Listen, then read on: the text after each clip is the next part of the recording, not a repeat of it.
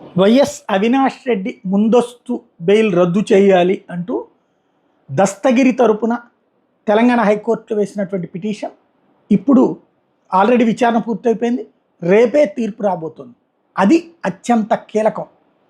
ఈ దశలో కనుక ఆయన బెయిల్ రద్దు చేస్తే ఎన్నికల మీద ప్రభావం చూపెడతావు. పక్కన షర్మిల, సునీత, మరొక వైపున సౌభాగ్యమ్మ, ఇంతమంది అటాక్కి ఇది యాడ్ అవుతుంది. అది షర్మిలకి యాడెడ్ అడ్వాంటేజ్ అవుతుంది. అదే కనుక ఇక్కడ కనుక కొట్టివేయబడితే పిటిషన్ మొత్తం ఇక అవినాష్ రెడ్డికి మూడొంతులు సమస్య పరిష్కారమైనట్టు, 99% పరిష్కారమైనట్టు. ఇందులో ఎవరైతే తెలుగుదేశం పార్టీకి సన్నిహితుడుగా పేరు పడినా కూడా న్యూట్రల్గానే ఉన్నానని చెప్తూ ఉన్నటువంటి జై భీమ్ భారత్ పార్టీ అధినేత శ్రవణ్ హైకోర్టు న్యాయవాది కూడా ఆయన వాదించారు. ఈ నేపథ్యంలో కీలకమైనటువంటి పరిణామం రేపు దాని మీద తీర్పు రాబోతుంది. ఇక్కడ చాలా కీలకమైన పాయింట్స్ ఏం రైట్ చేశారంటే, ఒకటి, దస్తగిరిని బలవంతంగా జైల్లో పెట్టారు.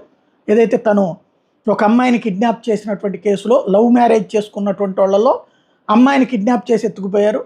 ఆ వ్యవహారానికి సంబంధించినటువంటి కేసులో అరెస్ట్ అయ్యి జైల్లో ఉంటే అది ఈ కేసులో కావాలని చెప్పి చేశారు, అంటే ఈ కేసులో నుంచి దస్తగిరిని బెదిరించడానికి పెట్టారు అంటాం. అట్లాగే అతను జైల్లో ఉండగా చైతన్య అక్కడికి వెళ్ళారు అన్నటువంటి పాయింట్లని ప్రధానంగా వాదించుకొచ్చారు. మరి వీళ్ళ తరపున వాదనలు అంత బలంగా ఉన్నాయా లేదా అన్నటువంటిది సిబిఐ కూడా బెయిల్ రద్దు చేయమనినే కోరింది. సునీత కూడా బెయిల్ రద్దు చేయమనే కోరింది. ఈ దశలో మరి తెలంగాణ హైకోర్టు ఏం తీర్పిస్తుంది అన్నటువంటి పాయింటే కీలకం. ఏం జరుగుతుందో చూద్దాం.